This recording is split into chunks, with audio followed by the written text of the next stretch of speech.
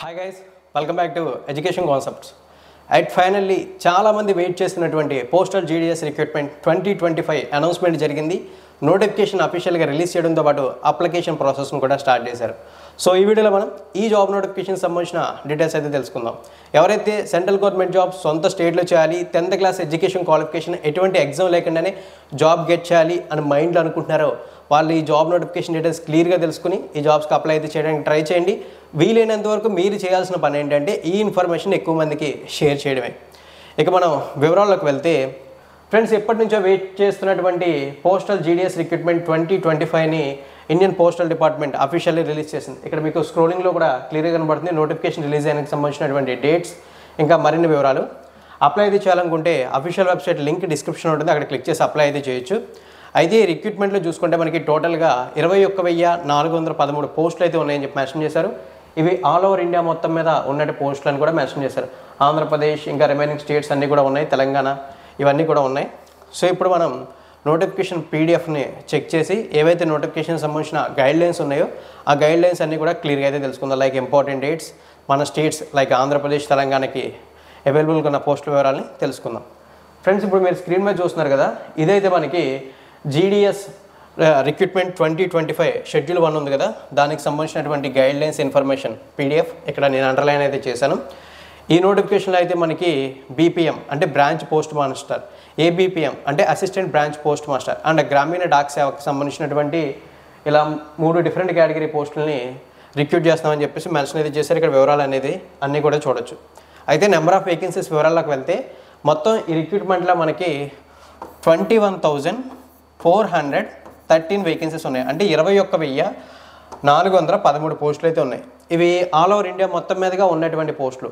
అయితే మన తెలుగు స్టేట్స్ అయినటువంటి ఆంధ్రప్రదేశ్ అండ్ తెలంగాణకు సంబంధించి ఒకసారి మనం మాట్లాడుకుంటే తెలుగు స్టేట్స్ అయినటువంటి ఆంధ్రప్రదేశ్లో మనకి 1,215 పోస్టులు అయితే అవైలబుల్గా అయితే ఉన్నాయి. ఇక తెలంగాణ విషయంలోకి వెళ్తే తెలంగాణలో మనకి 519 పోస్టులు అయితే అవైలబుల్గా ఉన్నాయి. రెండు తెలుగు స్టేట్స్లో కలిపి అరౌండ్ మనకి 1,700+ వేకెన్సీస్ అయితే ఉన్నాయి. ఇక్కడ వివరాలు అయితే చూడొచ్చు. ఇక ఇప్పుడు మనం ఈ రిక్రూట్మెంట్కి సంబంధించినటువంటి ఫర్దర్ డీటెయిల్స్లోకి వెళ్దాం.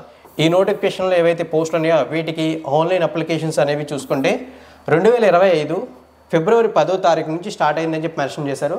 ఇక అప్లై చేయడానికి లాస్ట్ డేట్ చూసుకుంటే 2025 మార్చి 3వ తారీఖు అప్లై చేయడానికి లాస్ట్ డేట్గా మెన్షన్ చేశారు. ఇక అప్లై చేసే టైమ్స్లో ఏమైనా కరెక్షన్స్ చేసుకోవాల్సి వస్తాయి. ఐ మీన్ మన నేమ్లో కానీ ఫాదర్ నేమ్ మదర్ నేమ్లో కానీ ఏమైనా స్పెల్లింగ్ మిస్టేక్స్ ఉన్నా లేదా ఏమన్నా ఎడిట్ చేసుకోవాలన్నా సరే అటువంటి వాటికి ఒక విండో ఓపెన్ చేసి ఉంచుతారు ఆన్లైన్లో. ఆ విండో అనేది చూసుకున్నట్లయితే మనకి మార్చి 6వ తారీఖు నుంచి మార్చి 8వ తారీఖు వరకు యాక్టివ్గా ఉంటుందని చెప్పేసి మెన్షన్ చేశారు. ఇక్కడ ఈ డేట్స్ అనేవి క్లియర్గా అయితే చూడొచ్చు. ఇక ఇప్పుడు మనం ఈ జాబ్స్ ఏవైతే ఉన్నాయో like branch post master jobs and assistant branch post master jobs ఉన్నాయో వాటికి సెలెక్ట్ అయితే శాలరీ ఎంత ఉంటుందో అనే దాని గురించి మాట్లాడదాం. సో ఫ్రెండ్స్, ఈ బ్రాంచ్ పోస్ట్ మాస్టర్ జాబ్ కనుక మీరు సెలెక్ట్ అయితే మీకు ప్రతి నెల మినిమం 12,000 నుంచి మ్యాక్సిమం 29,340 రూపాయల వరకు శాలరీ అనేది రావడం అయితే జరుగుతుంది. అది కూడా మన సొంత ఊర్లో నుండి లేదా మన సొంత ఊరికి దగ్గరలోనే జాబ్ చేసే అవకాశాలు ఉంటాయి. ఇక next assistant branch post master కానీ డాక్ సేవకు సంబంధించి కానీ సెలెక్ట్ అయితే మినిమం శాలరీ 10,000 మ్యాక్సిమం 24,470 రూపాయల వరకు శాలరీ ఉంటుందని చెప్పి మెన్షన్ చేశారు. ఇక్కడ వివరాలను చూడొచ్చు. ఇక ఎలిజిబిలిటీ క్రైటీరియా చూసుకుంటే ఈ జాబ్స్కి ఏజ్ లిమిట్స్లో మినిమం 18 ఇయర్స్ ఏజ్ ఉండాలి, మ్యాక్సిమం 40 సంవత్సరాల వరకు ఈ జాబ్స్కి ఇంట్రెస్ట్ ఉన్న క్యాండిడేట్స్ అప్లై అయితే చేయొచ్చు అని చెప్పి మెన్షన్ చేశారు. At the same time reserved communities ఎవరైతే ఉంటారో వాళ్ళకి గవర్నమెంట్ ఆఫ్ ఇండియా రూల్స్ ప్రకారం ఏజ్ రిలాక్సేషన్స్ కూడా ఉంటాయి.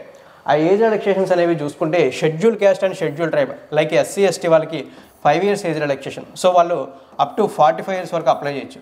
At the same time other backward classes I mean OBC వీళ్ళకి 3 ఇయర్స్ ఏజ్ రిలాక్సేషన్. సో వాళ్ళు 43 ఇయర్స్ వరకు అప్లై చేయొచ్చు. ఎకనామికల్లీ వీకర్ సెక్షన్కి అయితే ఎటువంటి ఏజ్ రిలాక్సేషన్ లేదని మెన్షన్ చేశారు. Person with bench mark disability అయితే 10 ఇయర్స్ వల్ల వాళ్ళు 50 ఇయర్స్ వరకు అప్లై చేయొచ్చు. Person with disability plus OBC అయి ఉంటే 53 years, person with disability plus SC ST అయి ఉంటే 55 ఇయర్స్ వరకు అప్లై అయితే చేయొచ్చు అని చెప్పేసి ఓవరాల్గా ఎలిజిబిలిటీ క్రైటీరియాలో age limits and age relaxation డీటెయిల్స్ని చాలా సింపుల్గా అండ్ చాలా క్లియర్గా మెన్షన్ అయితే చేశారు. ఇక్కడ మీరు ఏమైనా డౌట్స్ ఉంటే అడగచ్చు. ఇక ఎడ్యుకేషన్ క్వాలిఫికేషన్స్ అంటారా, ఎప్పటిలాగే అందరికీ తెలిసిందే పోస్టల్ డిపార్ట్మెంట్ నుంచి ఏ జాబ్ నోటిఫికేషన్ వచ్చినా education qualification majority 10th class ఉంటుంది. దట్ టు జీడీఎస్ రిక్రూట్మెంట్ అయితే కంప్లీట్లీ 10th క్లాసే. సేమ్ ఇక్కడ అది కూడా మనకి అదే మెన్షన్ చేశారు. ఎడ్యుకేషన్ క్వాలిఫికేషన్స్లో మెన్షన్ చేసింది ఏంటంటే education qualification for engagement of GDS is secondary school examination pass certificate of 10th standard with passing marks in mathematics and English conducted by any recognized board of school education by the government of India or state governments, union territories in India అని చెప్పి mention చేశారు. అంటే government of India నుంచి కానీ state SSC boards నుంచి కానీ 10th class pass అయినటువంటి certificate మీ దగ్గర ఉంటే మీరు ఈ జాబ్స్కి అప్లై అయితే చేయొచ్చు అని చెప్పి మెన్షన్ చేశారు. దానితో పాటు మనకి ఉండేటటువంటి ఇంకొక పాయింట్ ఏంటంటే మనం ఏ స్టేట్లో అప్లై చేస్తామో ఆ స్టేట్ లోకల్ లాంగ్వేజ్లో వచ్చి ఉండాలని చెప్పారు. మన ఆంధ్రప్రదేశ్ అండ్ తెలంగాణ గురించి మాట్లాడితే మనం మాట్లాడుకునేటటువంటి తెలుగు అయితే మనకి వచ్చి ఉంటేనే ఆ జాబ్స్కి అప్లై అయితే చేయగలం. తెలుగు రాని వాళ్ళు అయితే ఎవరు లేరు కాబట్టి దీని గురించి పెద్దగా పట్టించుకోవాల్సినటువంటి అవసరం లేదు. ఇక అదర్ క్వాలిఫికేషన్స్లో కొన్ని అడిషనల్ క్వాలిఫికేషన్స్ అయితే ఉండాలని చెప్పారు.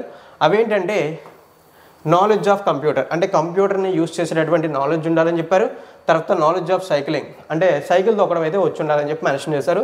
ఇక నెక్స్ట్ చూసుకుంటే అడెక్టివ్ మీన్స్ ఆఫ్ లైవ్హుడ్, ఏదైతే మనం ఉండేటటువంటి ప్లేస్లో ఉంటాయో ఆ ప్లేస్ని అడాప్ట్ చేసుకుని అక్కడ ఈజీగా సర్వైవ్ అయ్యే విధంగా ఉండాలని చెప్పి మెన్షన్ అయితే చేశారు. అంటే మనకి సొంత ఊర్లో జాబ్ వచ్చినా లేదా వేరే ప్లేస్లో జాబ్ వచ్చినా సరే అక్కడ ఉన్న పీపుల్ అందరితో కూడా చాలా ఈజీగా కలిసిపోయే విధంగా ఉండాలని చెప్పేసి ఇక్కడ మెన్షన్ చేసినటువంటి పాయింట్స్, ఇది కూడా క్వాలిఫికేషన్స్లోనే మెన్షన్ చేశారు. ఇక్కడ డీటెయిల్స్ అనేది అన్నీ కూడా చాలా క్లియర్గా చూడొచ్చు.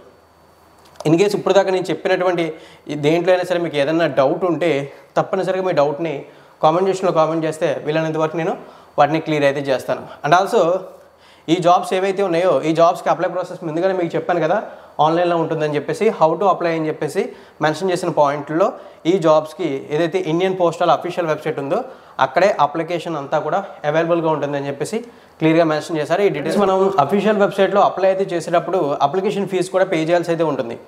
అప్లికేషన్ ఫీజు గురించి ఒకసారి మనం చెక్ చేస్తే అప్లికేషన్ ఫీజు అనేది మనకి 100 రూపీస్గా మెన్షన్ చేశారు. ఇది నాన్ రిఫండబుల్, వన్స్ పే చేస్తే రిటర్న్ కూడా అవ్వదు, ఆ విషయం కూడా గుర్తుంచుకోండి. అయితే ఈ జాబ్స్కి అప్లై చేసే క్యాండిడేట్స్లో ఎవరైతే unreserved, OBC, economical weaker section ఉంటారో వాళ్ళు మాత్రమే అప్లికేషన్ ఫీజు పే చేయాలి. Remaining candidates like SC, ST, person with bench mark disability and also female candidates ఎవరైతే ఉంటారో వాళ్ళు, ఫిమేల్ క్యాండిడేట్స్ అయితే ఏ కేటగిరీ అయినా సరే వాళ్ళు ఎటువంటి అప్లికేషన్ ఫీజు పే చేయగలరు. ఆ 100 రూపాయలు కూడా పే చేయకుండానే ఈ జాబ్స్కి అప్లై అయితే చేయొచ్చు అని చెప్పేసి ఇక్కడ పాయింట్ని అయితే క్లియర్గా మెన్షన్ అయితే చేశారు. ఫ్రెండ్స్, ఇక ఇప్పుడు మనం ఈ జాబ్ నోటిఫికేషన్ ఫైనల్ డీటెయిల్స్ అయినటువంటి సెలక్షన్ ప్రాసెస్లోకి వచ్చేద్దాం. ఈ సెలక్షన్ ప్రాసెస్ కొంతమందికి హ్యాపీగా ఉంటుంది, చాలామందికి అన్హ్యాపీగా ఉంటుంది. ఎందుకంటే ఎటువంటి ఎగ్జామ్ లేకుండానే సెలక్షన్ ప్రాసెస్ ఉంటుంది కాబట్టి.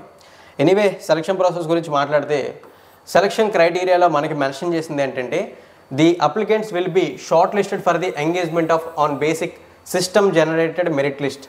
The merit list will be prepared on the basic of marks obtained conversation of the grades points to be marks explained as part 3 and part 13 in secondary school examination of 10th standards recognized by board aggregates percentage to the accuracy of the 4 decimals అని చెప్పి mention అయితే చేశారు. ఇంగ్లీష్లో చదివేసి mention చేశారని అంటున్నారని మీకు doubt రావచ్చు. దీని అర్థం ఏంటంటే ఏదైతే ఈ జాబ్స్కి సెలెక్ట్ అయినటువంటి మెరిట్ లిస్ట్ అయితే ఉంటుందో ఆ మెరిట్ లిస్ట్ అనేది సిస్టమ్ అనేది జనరేట్ చేస్తుంది.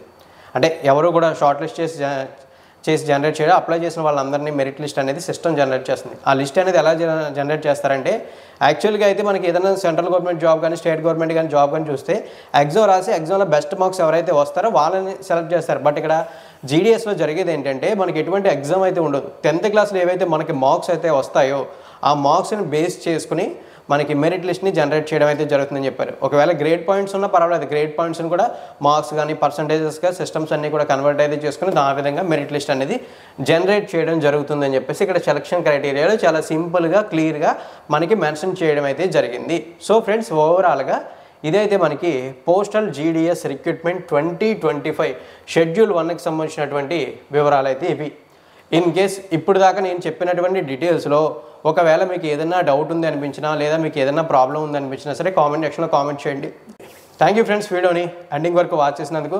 ఇన్ కేస్ నా ఎక్స్ప్లెనేషన్ నచ్చినట్లయితే ఎప్పటిలాగే లైక్ చేసి సపోర్ట్ చేయడంతో పాటు ఇన్ఫర్మేషన్ని మీ ఫ్రెండ్స్తో షేర్ చేసుకోండి. కొత్తగా విజిట్ చేసిన వాళ్ళు సబ్స్క్రైబ్ అయితే చేయడం మర్చిపోకండి for regular job notification updates కోసం.